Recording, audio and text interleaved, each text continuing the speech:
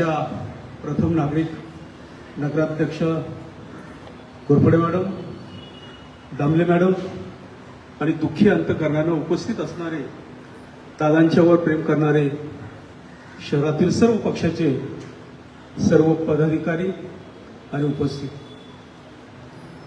असे पडावे छाताडावर आव्हानाचे लावून अत्तर, नजरेला नजर देऊन आयुष्याला द्यावे उत्तर.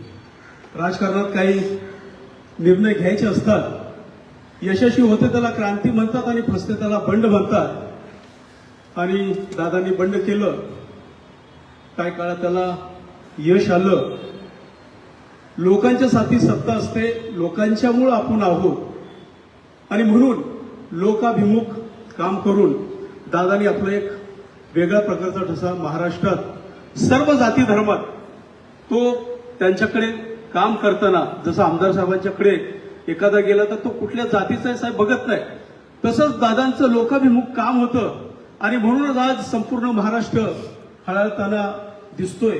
28 तारखेला सकाळी बातम्या बघितल्या आणि पहिला फोन मी अशी दामले साहेबांना फोन केला. म्हणलं असं असं झालं तर म्हणजे हो सिरियस आहेत म्हणले. आणि त्यांच्या आवाजात जे कापरं भरलेलं होतं त्यावेळेस कळलं की काही खरं नाही. आणि नंतर आता घोरपडे साहेब म्हटले तर प्रमाण लगेच 5-6 मिनिटात ही बातमी अपघाताची आली. अतिशय वाईट झालेला. समाजाची, जनतेशी एक वेगळ्या प्रकारची नाळ जोडलेला हा कार्यकर्ता होता, हा नेता होता, हा मंत्री होता. आजकाल बघितलं तर एखादा नगरसेवक निवडून आला तर मोठ्या थाटात चालतो, परंतु एवढी उंची गाठून सुद्धा तो माणूस मातीशी जोडलेला होता. आणि अशी माणसं ही लोकनेत्याच्या लायकीची असतात आणि म्हणून अशी माणसं टिकली पाहिजे. ही माणसं जात आहेत. खरं तर ही जुनी माणसं आहेत ज्यांची या महाराष्ट्रासाठी खरं योगदान आहे. यांच्याकडून खरं तर आत्ताच्या काळातील तरुण किंवा राजकारण्यांनी शिकण्यासारखं बरंचसं आहे. बोलायच्या गोष्टी बरेचशाच आहेत. दादांच्या बाबतीत सांगायचं झालं तर मी राष्ट्रवादीमध्ये असताना, म्हणजे साहेब पण होते त्यावेळी, पुण्याला लेख वाचवा अभियान होतं आणि त्यावेळेला कविता लावल्या होत्या. त्याच्यात माझी कविता होती आणि त्यावेळी दादा असं जाताना एक कुणीतरी ग्लास पडलेलं होतं. दादांनी उचललं ते स्वतः आणि आले, कविता वाचता वाचता आले ते, माझी कविता वाचून बोलले छान लिहिले. असे कौतुक करणारे सुद्धा शैक्षणिक, सांस्कृतिक, सामाजिक, क्रीडा अशा सगळ्या क्षेत्रात एक उच्चांक निर्माण करायला हा नेता गेल्यानं खरंच या आपल्या महाराष्ट्रावर दुःख कोसळलेलं आहे. असो, जिथं जन्म आहे तिथं दुःख आहे आणि या दुःखातून लवकरात लवकर या कुटुंबाने आणि महाराष्ट्रानं सावरो अशी मी ईश्वराची प्रार्थना करतो. दादाला माझ्या कुटुंबाच्या वतीनं आणि आमच्या सम्राट ज्येष्ठ नागरिक संस्था आणि याच्या वतीनं श्रद्धांजली वाहतो आणि थांबतो. धन्यवाद. जय भीम. महिलांमधून अनुजाताई.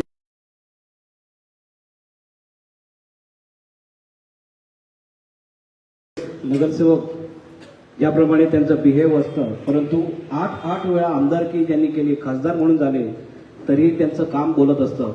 त्यानंतर अंगातही वारंवार.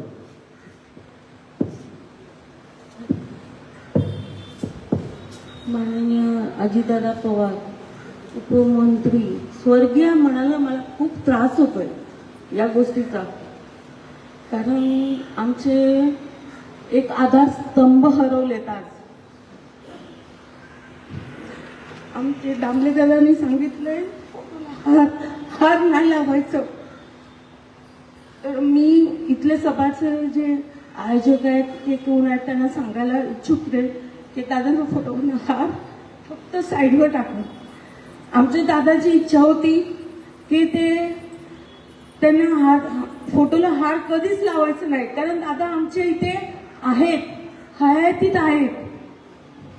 दादानी आमच्या घरावर, माझ्या मिस्टरांवर, माझ्या कुटुंबावर खूप मोठा उपकार केलेला आहे. आज ते आमच्या इथे नाही आहेत ते मला मान्य नाहीये.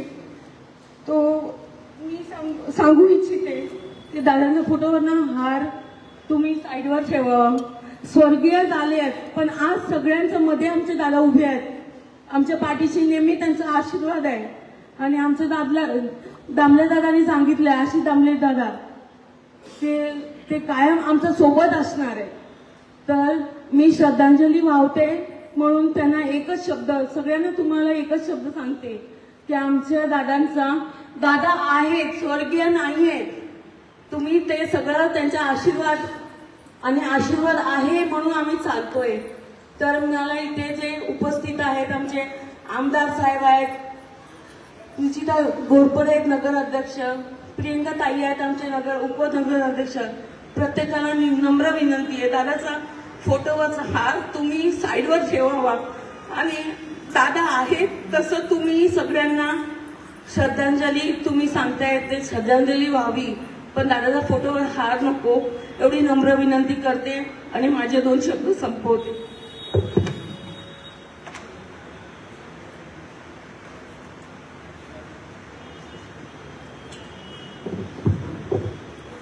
राम कराळे, उपाध्यक्ष, ठाणे जिल्हा, राष्ट्रवादी काँग्रेस सेवादल श्रद्धांजली अर्पण करू इच्छितात.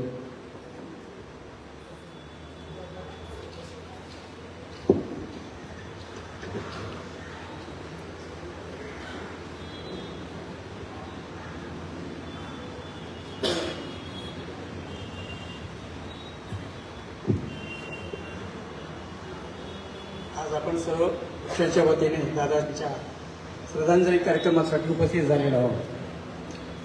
दादाला भेटण्याचा संबंध आम्हाला 1992 पासून आला, कारण आम्ही पॅन्थरच्या चळवळीपासून चाललेलो आहोत. 32 वर्षे ही प्रशासकीय कामकाजाची काळ, 53 वर्षे सामाजिक क्षेत्रामध्ये वावरत असताना बऱ्याच वेळेला शिष्टमंडळाने दादांना भेटायचा योग आला.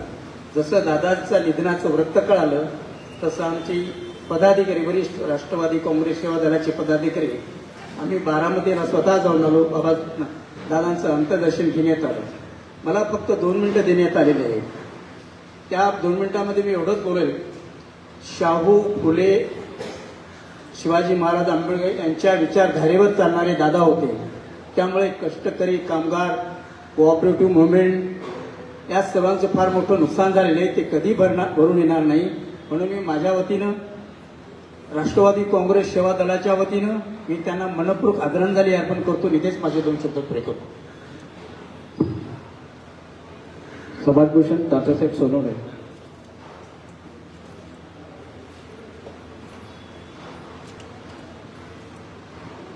अतिशय थोडक्यामध्ये